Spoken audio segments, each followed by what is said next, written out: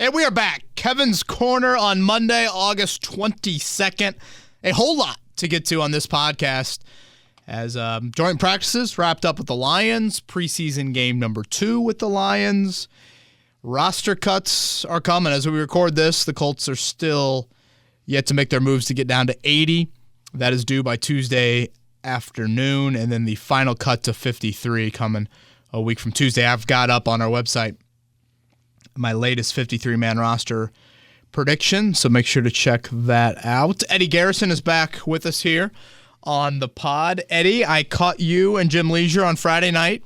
A little Westfield New Pal. Great job on the call with that. Thank you. I appreciate that. Busy weekend for you. Yeah, it was. I had the game Friday night, and then Colts all day Saturday. Was able to take Sunday off. So now, are you doing another high school game this Friday? I am off this Friday. Brendan King will be back. But then I am back on the call on Friday, September 2nd. That is Lawrence North at Lawrence Central. Ooh, that is a big one up there in Lawrence Township. Had the pleasure to substitute teach at both those schools during the pandemic, and that's a rivalry, to say the least. And LN got a win over Avon. Did LC win in week 1? Do you know? I can't recall. Cannot recall. The Bears of Lawrence Central there. Well, nice. Well, great work in all seriousness. Thank you. I appreciate it greatly. Listening. Cole Ballard looked pretty good. Yeah, Chris Ballard's son, right? Yeah, he's got a strong arm, and you could tell it was his first varsity start, and he had some inexperience, like a couple throws where it was behind the receiver, and it was timing. A lot of it was timing in terms of problems with Cole and finding his targets, but he's got a really, really strong arm. He threw I think it was like a 45-yard pass from the left hash down the right sideline, and just on an absolute rope. Yeah. I was like, whoa.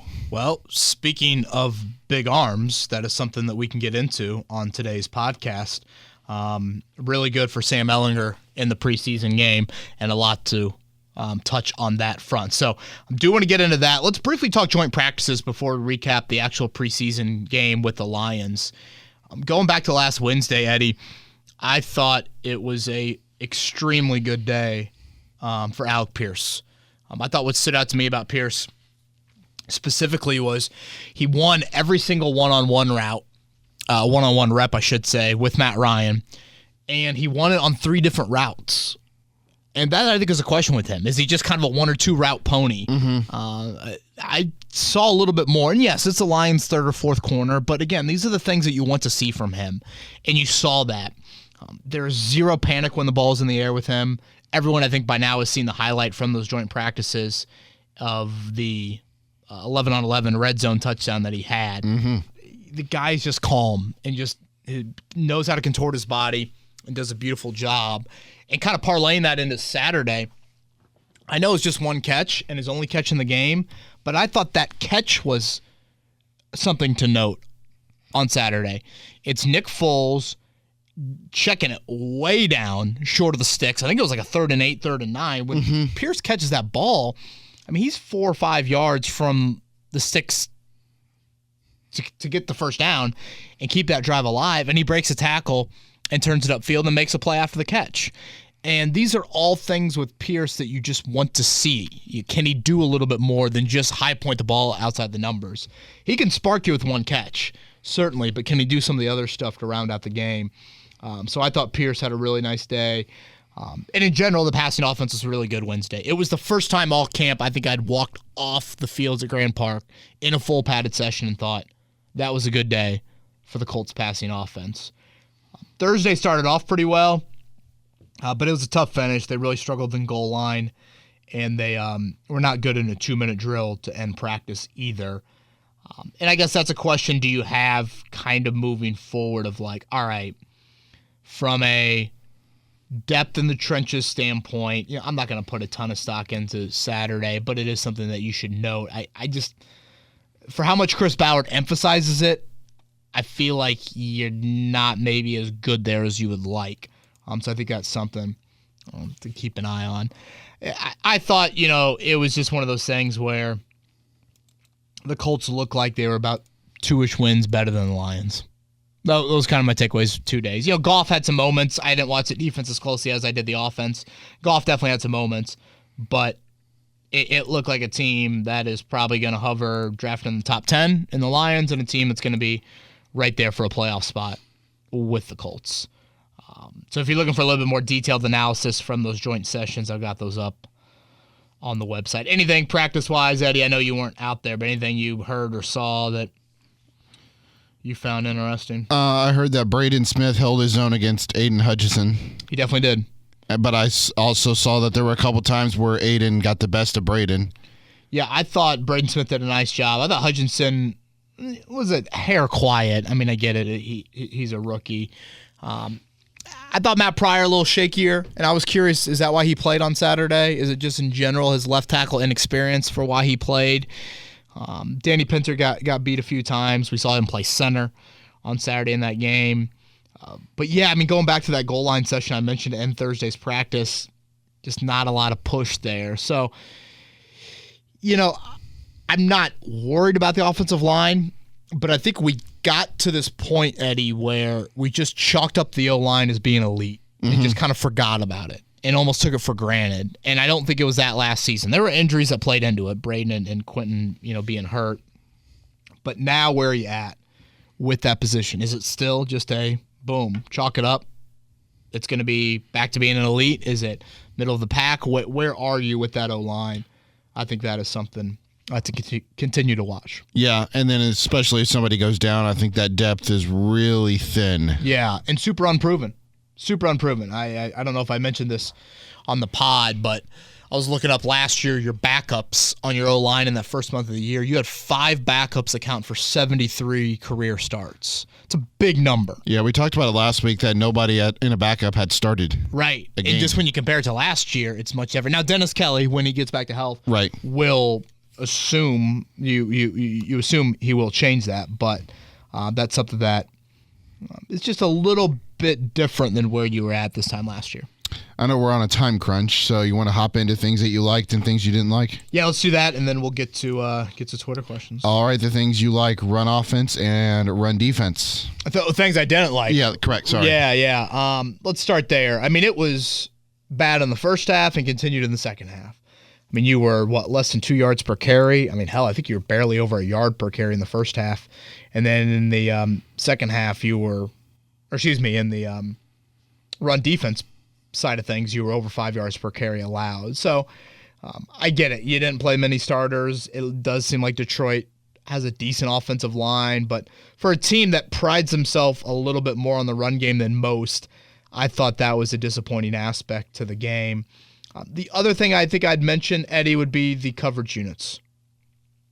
I thought your kick and your punt coverage a little bit lacking there. And we've touched on this occasionally over the past handful of months, but I think it's worth noting. If you look at guys that played, and I guess I'll just pull this up right now, but if you look at the guys that played the most for you on special teams last season, not a lot of them are back.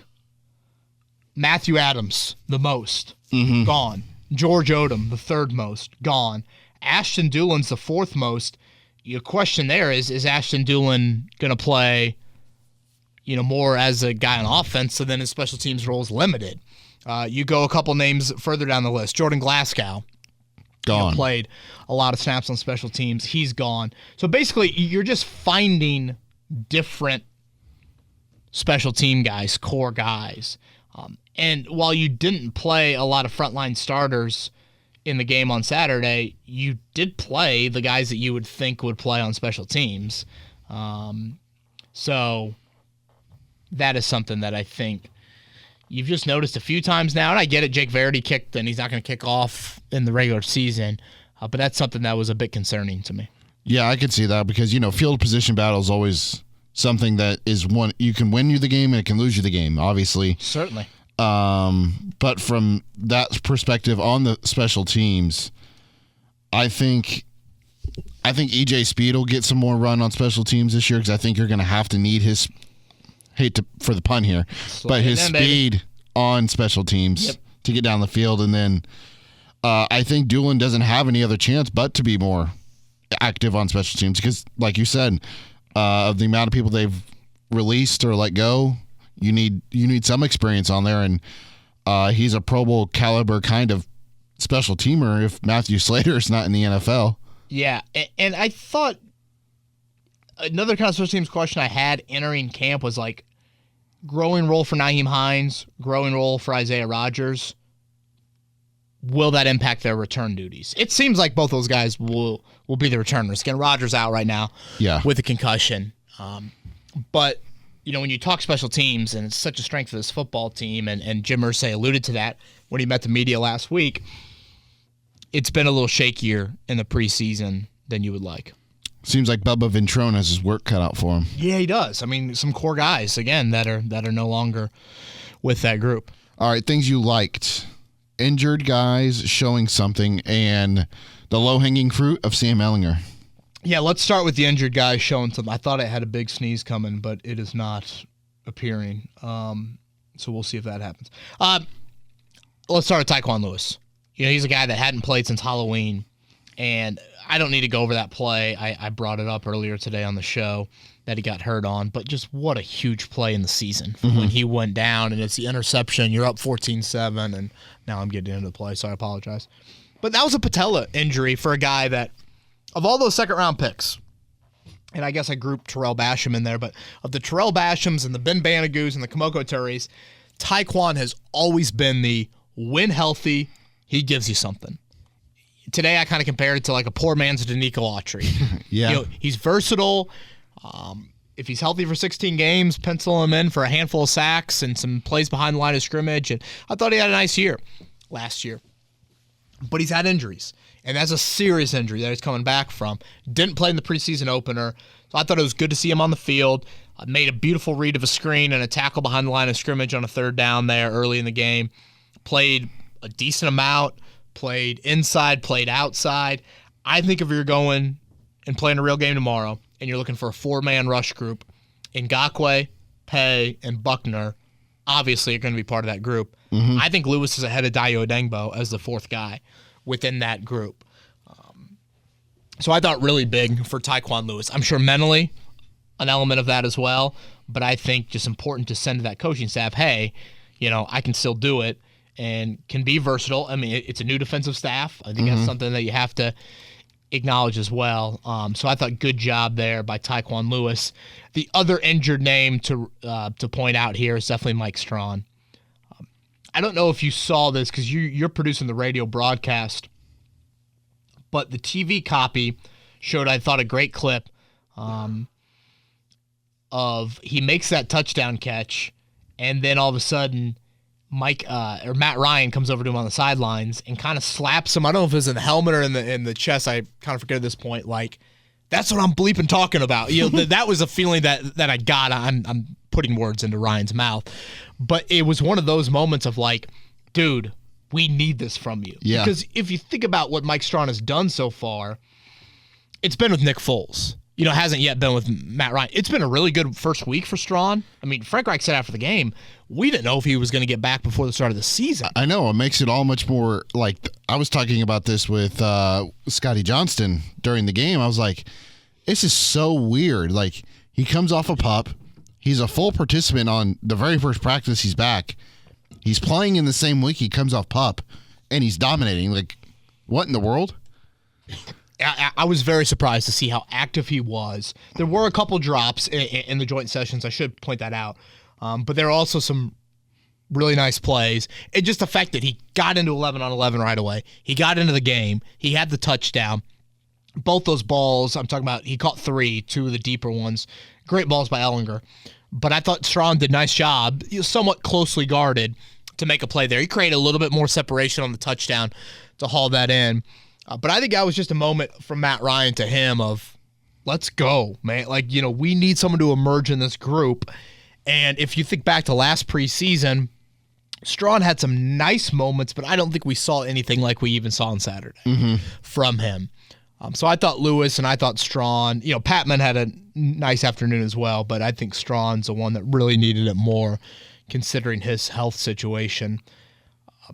The other thing I like, obviously, was Ehlinger. And I want to focus here, Eddie, on Sam Ehlinger, the player, and really what Sam Ehlinger did in making the jump from last year to this year.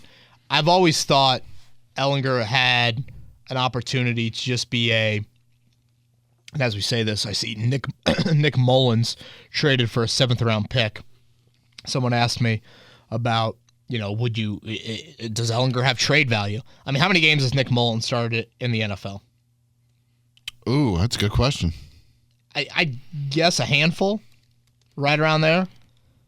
And that's for a 7th-round pick. I think that just goes to show you Sam Ehlinger has never thrown a pass in the NFL.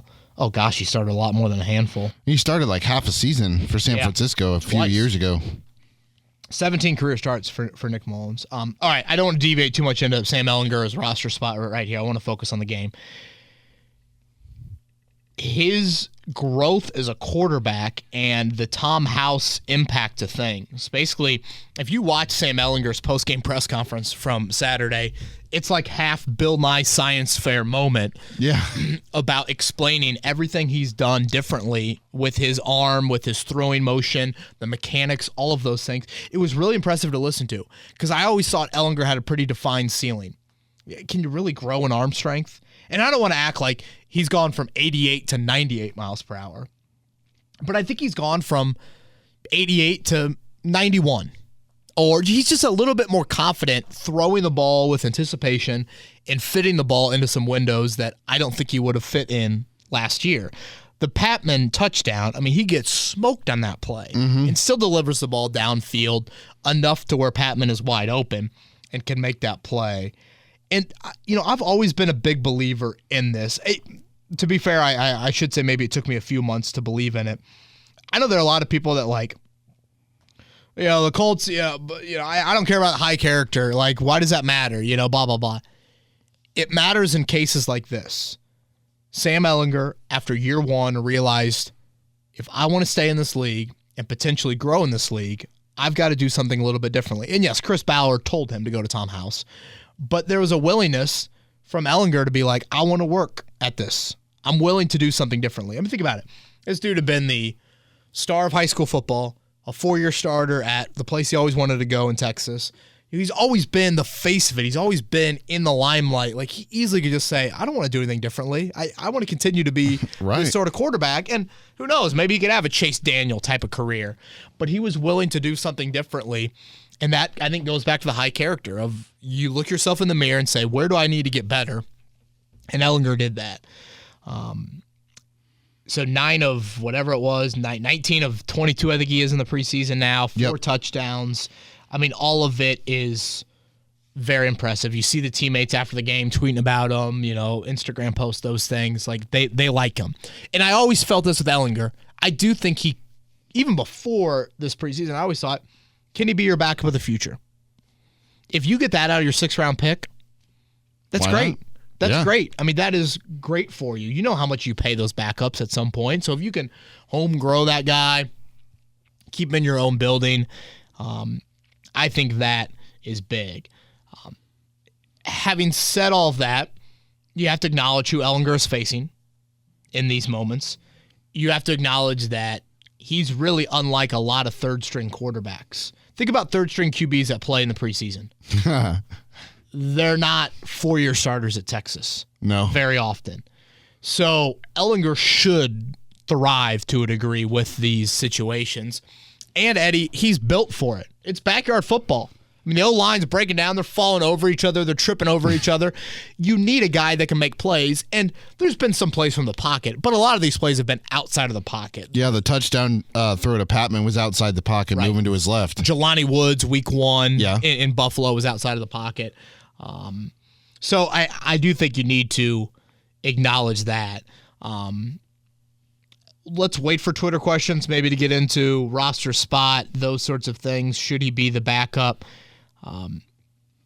But I want to just give credit to Sam Ehlinger where credit's due in that he has looked really good in these 2 preseason games. I probably haven't noticed as much of that stuff in the camp or in the joint practices with the Lions.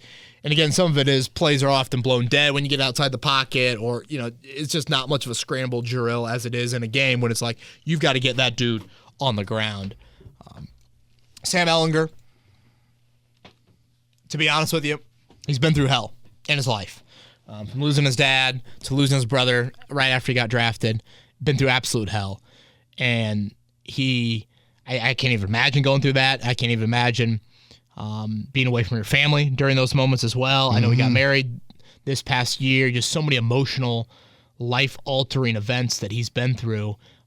He's always had maturation well beyond his age, and I'm just happy for him. He's a guy that, I think we can sit here and objectively cheer for and still be critical when we need to be critical. So kudos to him. Twitter question number 1. Are you ready? Let's do it. Anjonito and Conroy and a multitude of other followers for UKB are all asking the similar question. Hey, Kevin, Sam Ehlinger made some big throws, which is surprising considering the knock on him was his arm strength. I know Ballard loves his work ethic, and this is preseason overreaction, but could Sam Ehlinger be the future at quarterback? Starting quarterback, no. No, and this is where I think we just need to pump the brakes a little bit here. Like, I understand Frank Reich's line of thinking, and Nick Foles is going to be the starter. I mean, Nick Foles had a nice opening drive on Saturday. Let's not act like Foles threw a pick 6 on the first play, and it looked like Scott Tolzien's first pick against the Rams back in 2017. This is still a 6th-round pick, and you have to make sure you acknowledge like what is on script and what is off script, because when you get into a starting setting in the regular season, more of it is going to be, can you play from the pocket? They're going to game plan for you. They're going to say, keep him in the pocket. Like, confine him into that area, test the arm. That's what they're going to do when they're game planning for you. So I just think we need to pump the brakes a little bit on that. And I do feel like we find this so often, Eddie, with the preseason. When bad things happen in the preseason, we just chalk it up to being the preseason. Oh, I mentioned earlier the Colts over 5 yards carry allowed and under 2 yards per carry produced. Who cares? It's a preseason, doesn't matter. Starters weren't playing, all those things. And then when good things happen, it's like, how quickly can you build the statue for that player? Yeah. It's like you got to find a little bit of balance in between that stuff and kind of separate it. I think Sam Ehlinger can continue to be a nice third quarterback for you. I think he can take over and be in the backup at some point in his career. As far as what you do with his roster spot is going to be interesting to me, because I think your injury situation right now on August 22nd, 8 days out of roster cuts, is pretty good. Maybe you carry Shaquille Leonard and he misses a game or two, but that's really it. So you could have a luxury to stash on your 53-man roster. So often we think of stashing on the practice squad. You wouldn't be able to stash Sam there. I don't know. Part of me thinks no, but then, Eddie, I feel like we get Sam Ehlinger-type stories every year in the preseason, and they just make it through waivers. And I know Chad Kelly is not the same thing. But he made it through waivers. The kid in Miami right now, Skylar Thompson, having a huge preseason. Is it just a market thing that we're talking about? And the Nick Mullins trade is interesting. I mean, Nick Mullins, with 17 career starts in the NFL, goes for a 7th-round pick in 2024. Like, is Sam Ehlinger as coveted as Nick Mullins? I would think not. I don't believe Mullins is going to the Raiders. Is that where he's traded? Or he was going from the Raiders to the Vikings. That's it. So is he the backup over the kid from A&M? Kellen Mond, I assume so. Yeah. So it's odd how valued quarterbacks are. I feel like when it gets to the waiver period, you don't see as much activity there with quarterbacks as I would maybe think there are with him. And again, as I mentioned a little bit earlier, the thing with Ehlinger that you have to keep in mind is when you get in the regular season, it's not as much backyard sandlot football as it is. You're going to be playing behind a better offensive line. And with him, I almost think that kind of exposes him a little bit more, again, because it's more from the pocket and those sorts of things. So I want to stress the credit to Ehlinger, but at the same time, I do think Foles should be the backup. You guys know my line of thinking is I kind of like to turn to young guys. If there was a serious injury, maybe I would think differently. But for a guy that's missed one game in 14 years or whatever it is with Matt Ryan, he's probably not going to get hurt. And if he does, if it's late in the week, you probably just throw Foles in there because they're similar. Ryan and Foles are similar versus Ryan and Ehlinger would be a little bit different in how they look. Next question comes from Rodney. In your guys' opinion, does the performance of Mike Strawn and Des Patman yesterday in any way at all alleviate some of the wide receiver depth questions at the 4th and 5th wide receiver positions? For me, yes. The part I worry about is the top of the depth chart. Thanks, gents. I think Rodney paints this pretty well. Again, a 5th and a 6th wideout. I mean, those guys barely play, Eddie, in a game. To me, it's more of, can your number 2 and 3 wideout support Michael Pittman enough? Can they offset a tight end group that has some questions as well? That's where I have a little bit more of questions. And honestly, Paris Campbell, he had a big drop in the preseason opener. He had a big drop against the Lions. Reich's going to scheme some things up for him, but it's just like, you want to see Paris be a little bit more sure-handed there. One question I have with Patman and Strawn, Eddie, is, are you too big at wideout? Like Ashton Dulin, first off, I think he's the 4th. I think Strawn and Patman slide to 5th and 6th. I've always been a big believer in diversifying that room. Diversifying what you have at receiver. You don't need all power forwards in there. Plus, and this is the technicalities of roster cuts that I think we oftentimes don't look at. We look at just fantasy football. What do they do for me as a receiver? Ashton Dulin has made this team for how many years in a row just because he played special teams. That is what you get into here with the 5th and 6th wideout. I've seen Patman and Strawn a little bit on special teams, and it's not like they've been super impactful when they've been out there. Mm-hmm. That's a question that I think you have to have with that group. So if you're making just purely a roster off of how does this guy look at wideout, yes, I could see them both being on the 53-man roster. But if you're trying to create a game day roster, it's a little bit different. I think you could sneak Patman through waivers. So I think that's something to keep an eye on. This question comes from Daniel. Where are the Colts going to be if they don't start 2-0 against the Jaguars and Texans? I see these two teams as must-wins, and anything less would be a disastrous start to the season.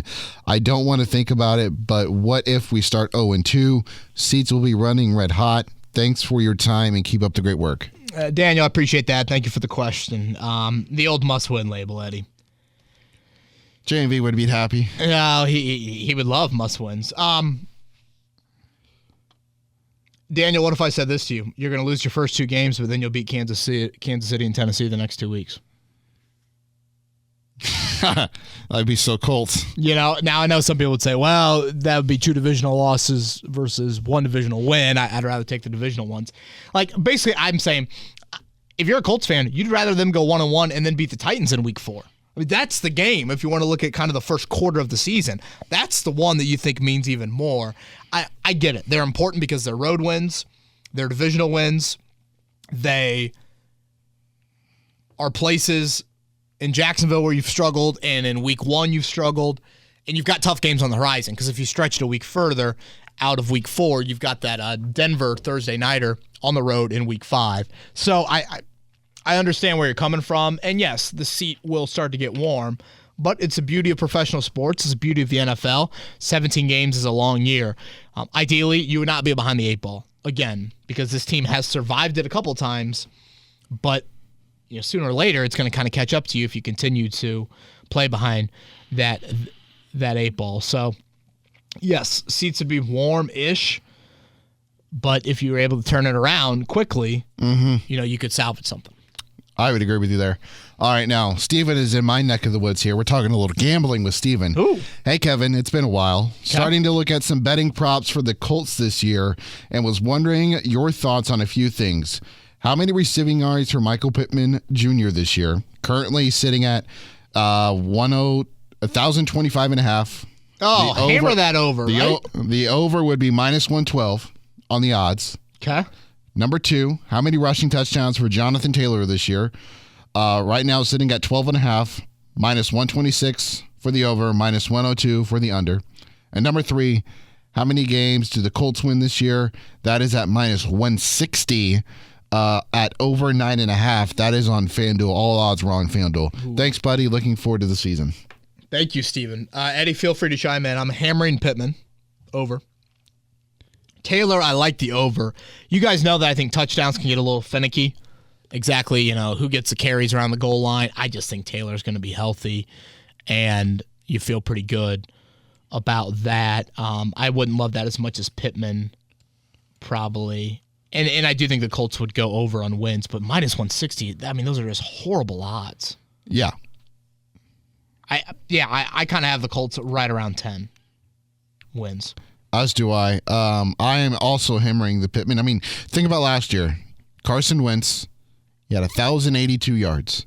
You get an upgrade at quarterback, and the connection between Ryan and Pittman seems to be a lot stronger. Yeah, he's got double more, almost triple more catches than anybody else on the team right now in camp. And there's a lot of analytical sides to this, and like he was top 10 in every metric you want to look at for wide receivers in terms of defeating press, man-to-man, and zone coverage. I think there's a lot of room for Pittman to have a monster year. That's where I stand. I like that. This one comes from Ted. Yo, KB Kia Ora from New Zealand. Ooh.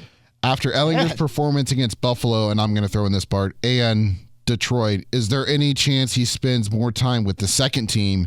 What are the chances they keep 3 quarterbacks on the roster? And can you envision a world in which Ehlinger is QB2 behind Matt Ryan? Or is this another case of Reich getting his man? Keep up the great work, and I never miss a pod. New Zealand, Ted. We're worldwide. Look at that. I love it. Hope all is well, and always appreciate your dedication to the pod. I kind of hit on this a little bit earlier. I think the Colts are in a roster position now that they could carry Ehlinger initially. Now, it might cost you a number at safety or wideout or somewhere like that, but I do think they could. And, it's one of those things, Eddie, then if you get to like week 4 and now you need that roster spot, that's when you could maybe sneak Ehlinger when the hype isn't as much, for him as it is now. I wouldn't lose like too much sleep over exposing him to waivers. I'm probably a little bit more on that end of the spectrum than most. I get it. You have invested a little bit into him. They have always thought more highly of him, certainly mentally, than they did Jacob Eason. I tend to think these guys get through waivers. And, the Nick Mullins reference we have made in this pod before. So right now, 8 days out, I'd probably have him on the 53-man roster. Yeah. I know we have a couple minutes left, but we have 2 questions, so let's try to fit them in. This is from Benji. Has the team ever rostered 2 kickers? Sounds pretty dumb, but Hot Rod is accurate in close range, but we could use a kicker with a stronger leg. Yeah, I mean, yes, teams have done that. I think it's such a waste, personally. I go back to the game early in the Reich era. They played a Thursday nighter against the Patriots, and they had 46 guys dressed, and by the end of the first quarter, I swear they had 42 healthy left. It's like, can you imagine if 2 of those guys were kickers? It's just so and Benji, with Frank Reich's propensity to go for it on 4th down, I mean, the 4th and 3s for a 53-yard field goal try, he's going for that 4th down 9 times out of 10. So I just don't think it's necessarily worth it in Reich's eyes to do that. I would say no on that. Let me make a little bit of an audible. Do you see Tanner's question? If not, I will. No. I will ask it. Let's end with Tanner because I haven't talked about Drew Ogletree here. Tanner says this: with the unfortunate season-ending injury to Drew Ogletree, do you think Chris Ballard opts to keep an additional wideout? Part of me wants to believe Ballard would have kept all 4 tight ends on the 53, but he is content with leaving 3 on there and 1 available for a fringe wideout. Your thoughts? So the Drew Ogletree injury absolutely sucks, Eddie. Oh yeah, consistent. I mean, his story speaks for itself, but just consistent, day in and day out, non-contact. You just hate that stuff. You see it every year in camp, but unfortunately, it happened to him. I think you keep 3 tight ends, and I think you keep a 6 wideout, and maybe a 4th running back. When you get into a 4th tight end or a 6th wideout or a 4th running back, again, the question first comes special teams before it gets to how much are they playing for you. If you look at Ogletree, I mean, his role, and the staff is incredibly high on him, but his role this year probably would have been a dozen-ish snaps a game behind Mo Alley Cox, behind Kylan Granson. So I think that's where team-wise, I mean, if you're making a list of the most indispensable Colts, I don't put him on the top 30, 35 on that list, so I don't want to overreact too much to this injury, but you obviously feel bad for the guy. And then 2, I mean, you think to a Deion Kane or you think to a Reese Fallon. You think to some of these day 3 draft picks that have shown something in camp and then they've suffered season-ending injuries. It can stunt your growth. I don't want to write him off, but it's just a bummer. He loses valuable practice reps, game reps, those sorts of things. But as I've said all along through this training camp, you're almost a month into camp right now. And if you would have shown me the 53-man roster at the start of camp and show me it now, Shaquille Leonard's a question mark. And then I guess like Dennis Kelly and Drew Ogletree. I don't even know if I would have definitely had both of them on the 53-man roster. I think I would have, but like you're talking about your third tight end being done for the year, your swing tackle maybe being iffy for week 1, and your star linebacker being iffy for week 1. Health-wise, that's golden compared to where you're usually at this deep into camp. You got 3 days of practice this week. Your starters will play a half on Saturday, and then that's it. You know, you go back to West 56th Street. But still, it was tough to see. Michael Pittman immediately ran out there as soon as he got hurt. Yeah, you just feel for him, man. We did the pod right after the draft, and I was pretty high on Ogletree. I don't know if you remember that or not. He was somebody that I was a little bit more skeptical, but yeah. Mainly because I was just like, I would have gone 2 wideouts more than 2 tight ends. Right. And when we talked about this then, when you compare him, like his metrics, size, athleticism, and the numbers from his combine, all very similar to Mo Alley-Cox. So, and Mo talked about this with Dan when he was on with Dan last week, is that his rookie year, he came in and he got hurt. He missed the entire year. So I don't want to say that Ogletree has that advantage, but he has that avenue of somebody to talk to who's experienced this. Sure. And gone through it before. And again, with Mo, that's probably, you'd ask him, maybe held him back just a little bit with that. So I think these are all things that it's just a bummer. That, yes. Again, individually for him, growth for him, team-wise, your tight end depth was already being tested. It'll be tested a little bit more, but if everyone is healthy at that position, I don't think he was playing more than 15 snaps or something like that here as a rookie. All right, we're up against it a little bit. We'll be back next week. I'm still debating on, should we do a Monday pod to preview roster cuts, recap the Bucs game, the roster cuts the next day? I don't know if it's worth it to let a pod just live live for 24 hours and then you're reacting to roster cuts. So Eddie and I will talk about it, and we will figure it out. Everybody have a great week. Thanks for listening. It's Kevin's Corner. Thanks for listening. It's Kevin's Corner. Thanks for listening. It's Kevin's Corner. Thanks for listening. It's Kevin's Corner. Thanks for listening.